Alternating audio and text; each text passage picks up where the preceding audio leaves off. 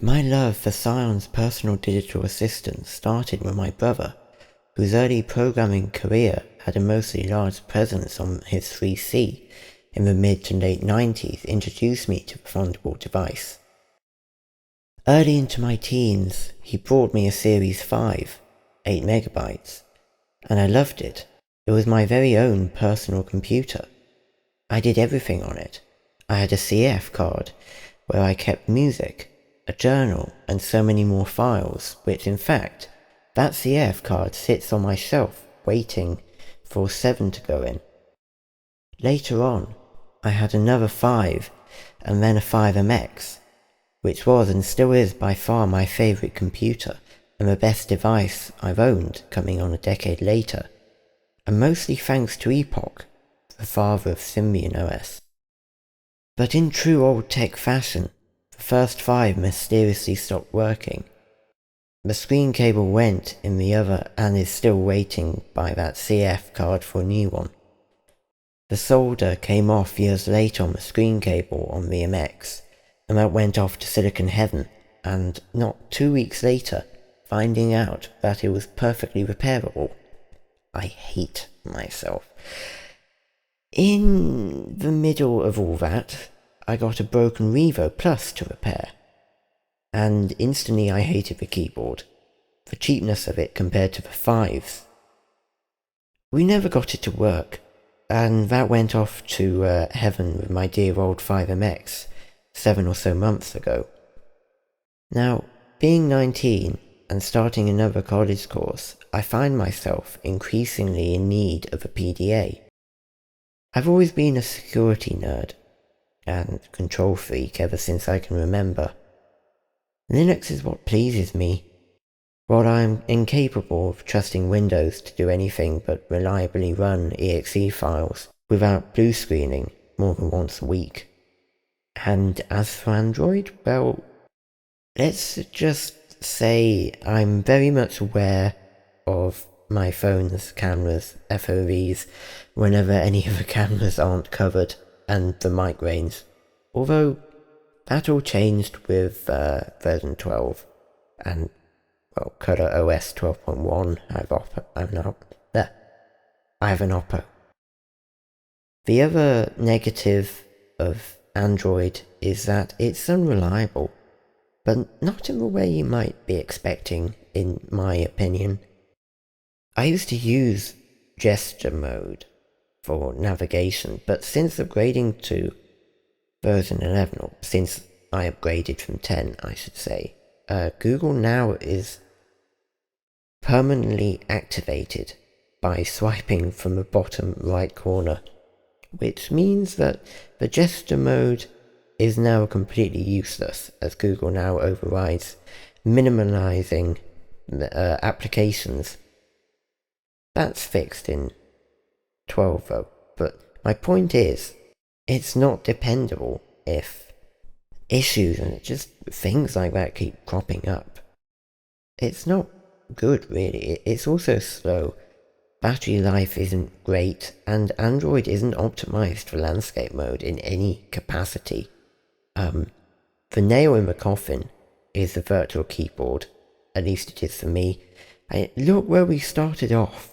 We had beautifully crafted, utilitarian, mechanically genius designs that were perfectly independent from desktops and laptops to soulless bricks that can only be realistically operated in a largely incompatible orientation with and cannot be used as a standalone device for really any of your needs, unless you're an Instagrammer. Of course, because that's what matters these days. If you want to be efficient, then you want something that does what you expect it to do. Work. And if you want to know a system from the inside out, then you need it to never change and be absolutely reliable, which is where I present Epoch. Since Psion's hugely popular Series 5 was aging, they needed a replacement, plus the 5s were marketed for business. Revos, on the other hand, are for the home. husband and wife. It delivers everything you'd expect from a PDA: agenda, alarms, a word processor, calculator, Epoch's version of Google Docs, Sheet, contacts, email, phone, which also allows you to control phones over infrared and message writing as well. Phone book synchronizing, Jotter, Sketch, Data, which is just a virtual filing cabinet really. In true Psion fashion, all of the programs run flawlessly and effortlessly. Of course, there are bugs, but you'd be lucky. Count yourself lucky if you ever come across one. And in true Psion fashion, you'd never know 90% of the time that all the Revo has is a 36 megahertz CPU, as everything is faster, even than both flagship Androids and well, of course, it's going to be faster than an iPhone. At least, after about 2 years when Apple's decided it's out of use. Where it is slower, however, is made up with navigational speed and ease of use. The GUI, there's no other word to describe it than absolutely incredible. Everything is always where it needs to be, to the point where it makes life simpler. For another Android comparison, to open up the calculator, I really love this one, open up the calculator, I have to search for it, open it, go to the menu, then week view, but in Epoch, tap agenda, icon, and you're done. Literally, that's it. How's that for time and user friendly? Plus, everything's the right size. None of this massive oblong square rubbish. It's an utter design incompetence, I swear. Yeah, thanks for the 960 grid, Twitter. In Epoch, since it's landscape and optimized, everything is in the right place and the right size, readable and uncluttered.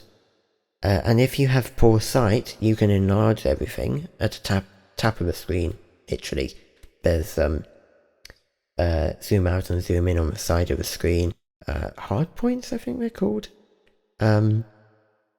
Agenda is also a great example of this. Calendars insist on using tiny little boxes with numbers in that you have to tap open, and it I don't know, maybe it's just me, it doesn't make any sense to me.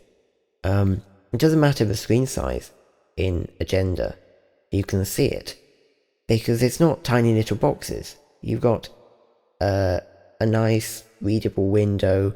If you want to put a tiny paragraph in, short paragraph, you can do that, and it gives you all of the relevant information, instead of having to tap on tiny little boxes which you can barely see. And for the whole who wants to see the whole month? Most people are only interested in what's happening that week or the next day or in a few hours. And you can also select the view, and I think, I don't quite remember it, I think you can select default view as well, which the last time I checked you couldn't do that in Android, but don't hold me to that. I'm not really a phone person. But it can just be dealt with so easily. And it's the same with, well, all of the other Epoch software. I was talking to... I'm going very much off script now, that is in front of me.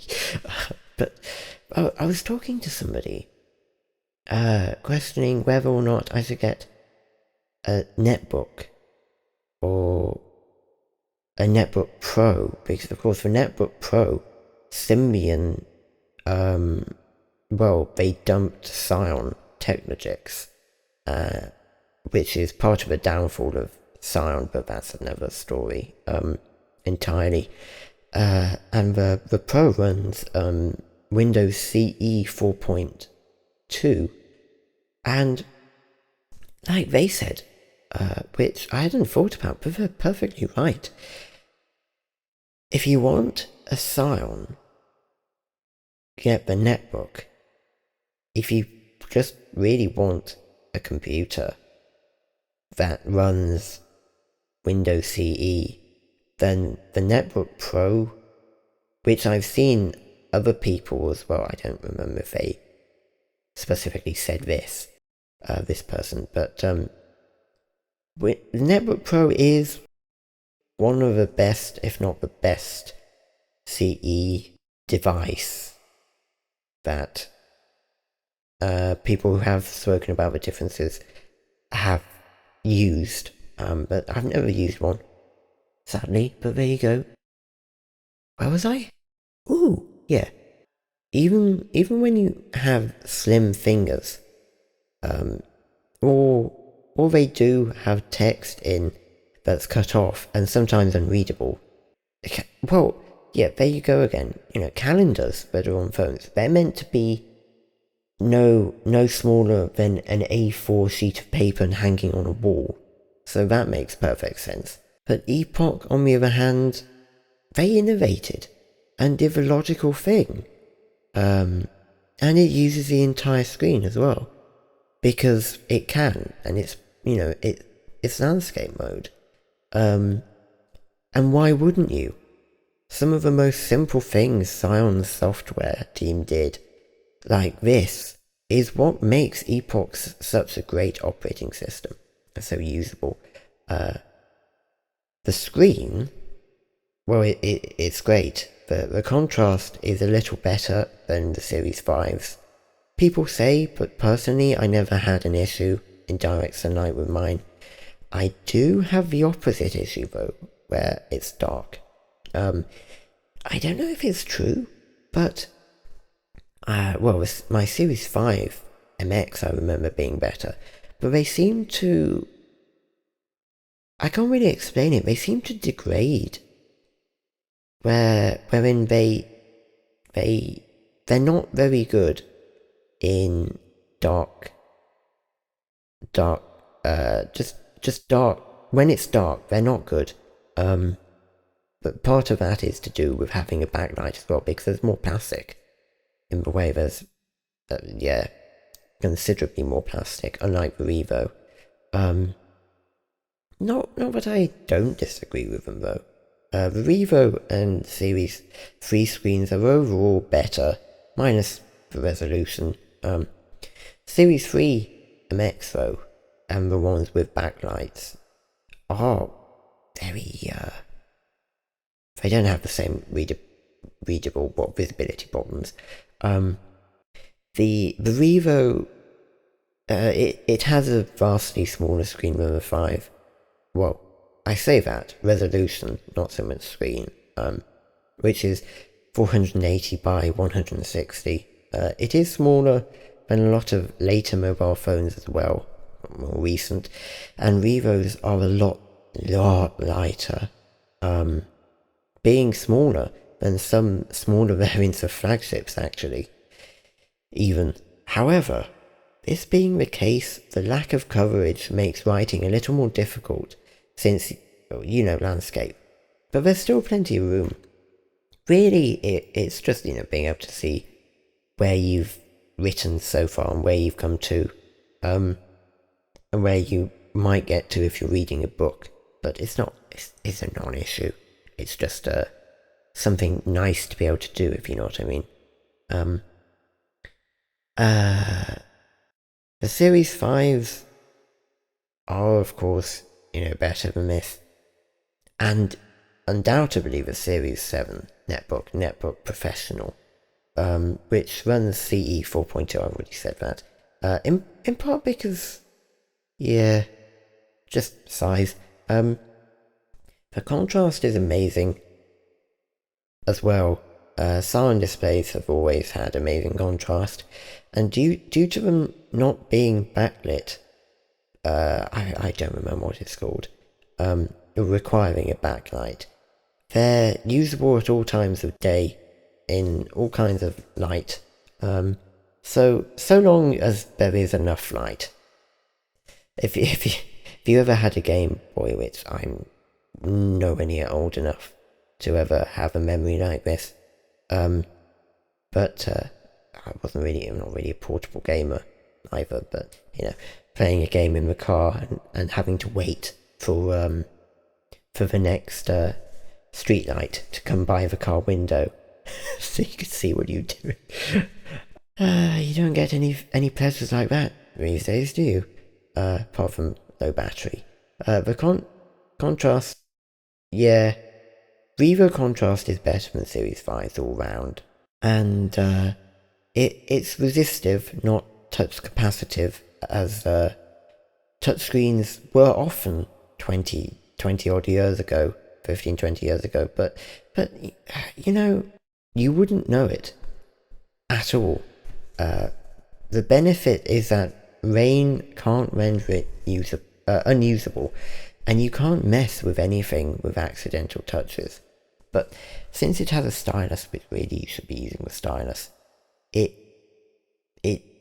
completely eliminates any of that. The keyboard, well, when I first held a Revo, I absolutely hated it, as mentioned before. It felt Chinese, very Chinese, which partly because they had actually moved production from, I think there were 3 factories dotted around London. Correct me if I'm wrong, to China. But of course, size, they couldn't very well remake the Series 5 keyboard. That just would not work on a device this slim. But after a few months now, the keyboard has loosened up, and surprisingly I enjoy it more over the Series 5 keyboard. Not to say, I don't dislike the Series 5 keyboard any more or less than I did in the first place, and still do. And in part because of my thumbs, they can reach the G key thanks to the smaller size, which you can't touch type though. But, you can't reach the G key on both thumbs on Series 5 keyboards. So there's one thing. But yeah, don't even bother trying touch typing on a Revo. It won't work. This is a handheld device. So are the 5 and the 3, but those it's possible. Something actually that irks me about Planet Computer PDA and phone reviews, they always talk about touch typing, but they never give a second thought to handheld. I don't get it. As for the feeling, the keys they're mushy but firm. They have no feedback like 5s, or other than sound, do, which makes first time use tricky, as you either assume a key hasn't registered, or you automatically repeat the key press. Because of the expectation. The firmness is really the killer though. I'm sure my thumbs are a lot stronger from owning this. The major downside is that using your thumbs is the only practical way of getting anything done. In true Psion fashion, the keyboard has its own compact layout, which for some odd reason isn't used on modern devices. Well, other than Planet Computers, of course. Martin Ridderford, the brainchild of the 5 keyboard, is the lead designer, or at least one of the lead designers at Planet, so the keyboard has the old FN key, function key, and the functions are still in the same places. Contrast up, down, zoom, as in Control N, though not labelled on the N key. All of the characters, on the other hand, are tied to function and control, granting you more or less a full keyboard.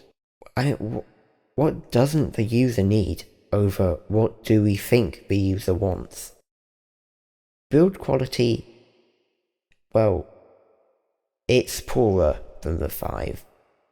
The back of the keycaps, for example, never had the base of the plastic tabs on them for manufacturing removed, but in terms of longevity, these will outlive 5s, and most definitely Series 3 devices, which, I mean, you know, they've already and have been degrading for decades now.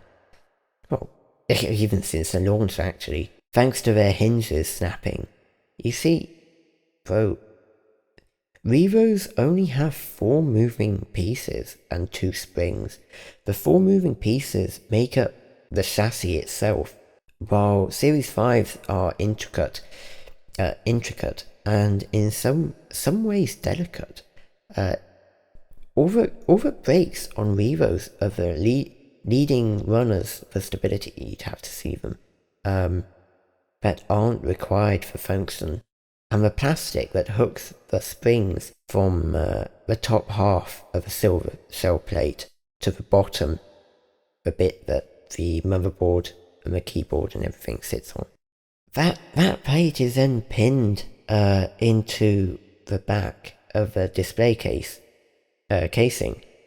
Because of this, all the movement and, well, just the motion of opening and closing, it's all directly connected and hinged. Basically, the Revo, unlike the Series 5 and Series 3, the entire Revo itself is one big hinge. Because of all this, it gives it rigidity. Plus the screen cables don't break as they do on previous models. Battery replacement is also easy and almost as long-lasting as Cibo Epoch 16 devices are. The plastic is tough and durable, but it is prone to degradation, so mind the environments you keep it in. There are very few creaks, and it does bend and twist, like any other device really, especially of its construction and age, but it is solid.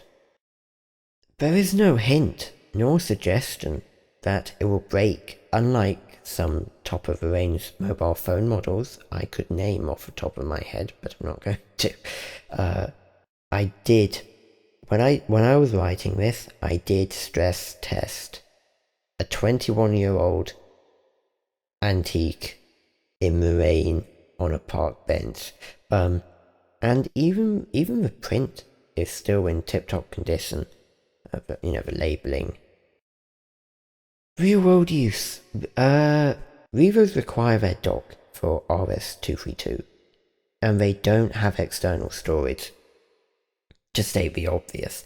But what it does have is Epoch 32 Release 5. Like the 5MX, and I believe the Series 7s and the netbooks, which means that they have more software compatible with them.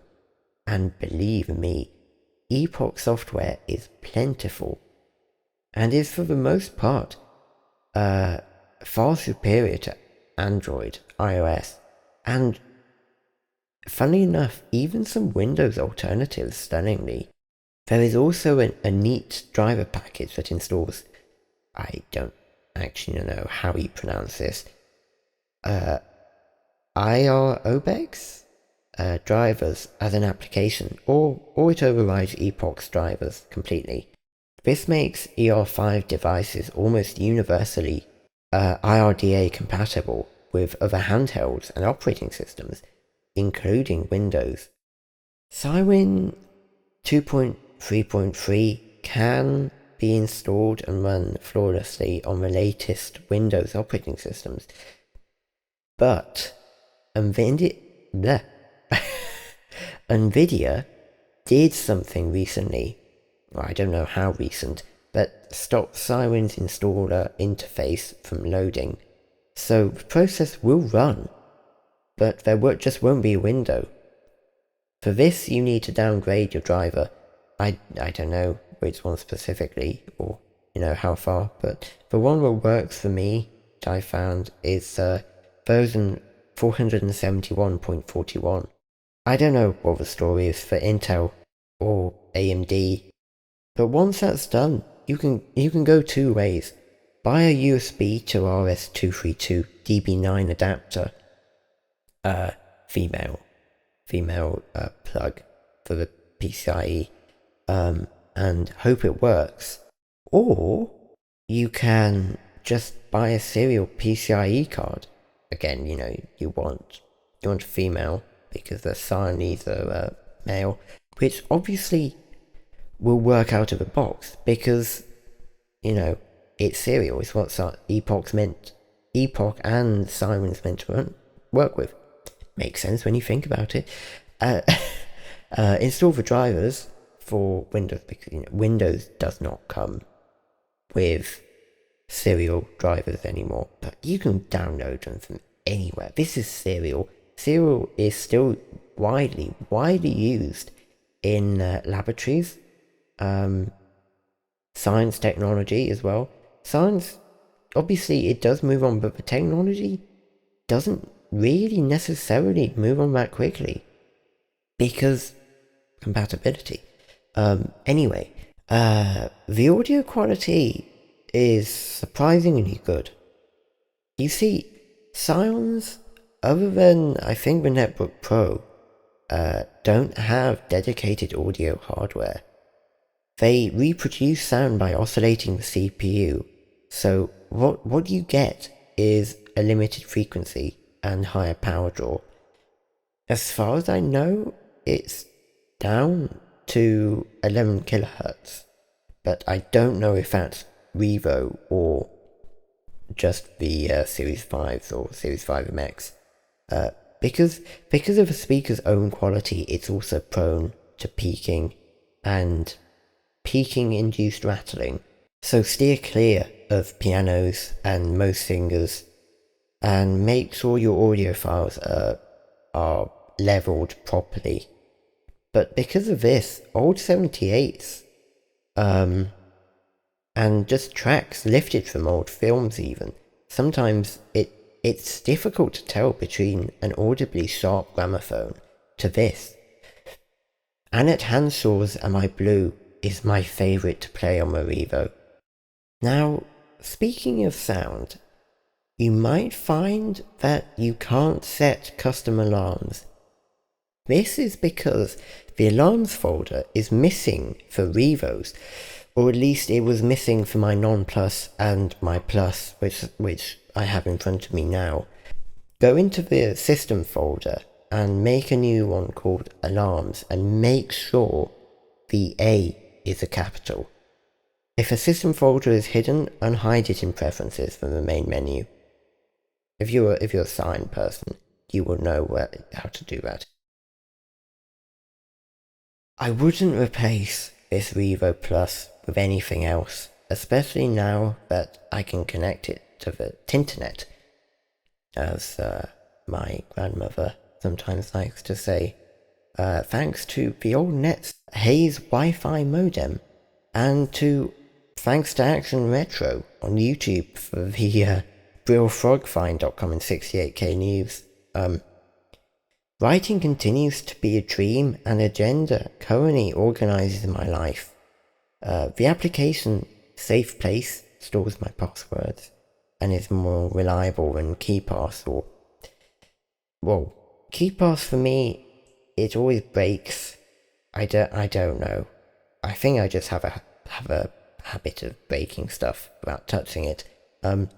Pocket Bank, my go-to from my phone, a bank program application. My spell checker as well, my phone book, and also my Zork addiction.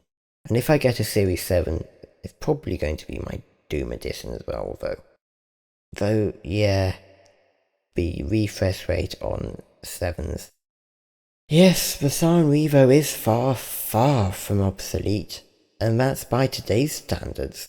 But with everyone hung up on preserving the 5s, it must be said that, and also 3s, with projects to remanufacture major parts, the Revos and 7s might all be extinct outside of museums within the next 200 years, which is a shame, but this is, whatever people like the most will always last the longest. even if it does have more issues. But, nothing changes the fact that Revo's... There's a hidden treasure in them.